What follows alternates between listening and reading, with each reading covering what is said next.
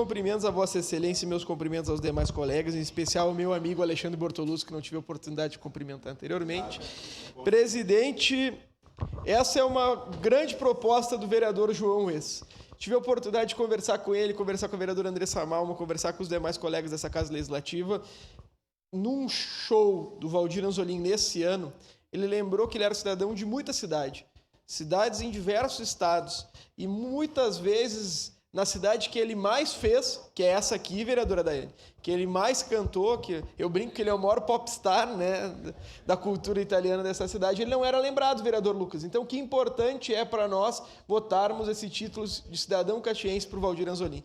Tenho certeza que ele ficará muito emocionado em receber esse título, e eu fico muito emocionado em ser vereador aqui. No show que ele fez junto da Casa da Cultura do seu filho, o Graziani, de uma grande equipe, tive a oportunidade de estar com meu pai e com meu sogro, ficaram muito felizes, né? Por celebrar nossa cultura, por celebrar alguém que é tão importante para toda a nossa comunidade. Então, nesse momento, queria parabenizar publicamente o vereador João Wes.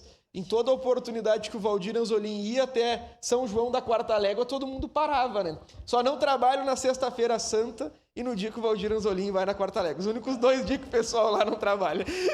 Então é de suma importância para nós votarmos esse título, e tenho certeza que para todas as comunidades do interior. E já passo a parte a vereadora Marisol. Muito obrigada, vereador Cláudio. Só queria fazer referência também. Eu tive esse ano fazendo a abertura da festa La Cucanha em Veranópolis, né? Que o Anzolin fez a abertura, então, antes da nossa participação.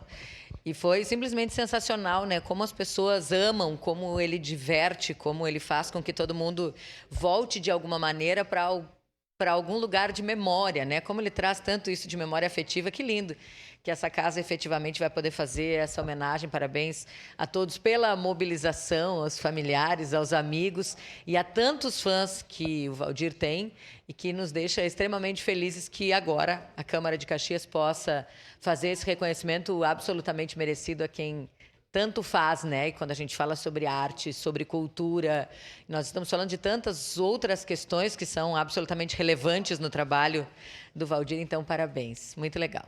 Muito obrigado, vereadora Marisol. Parabéns, vereador João Wes. Certamente estaremos aqui junto da minha família nessa linda homenagem. Muito obrigado, presidente.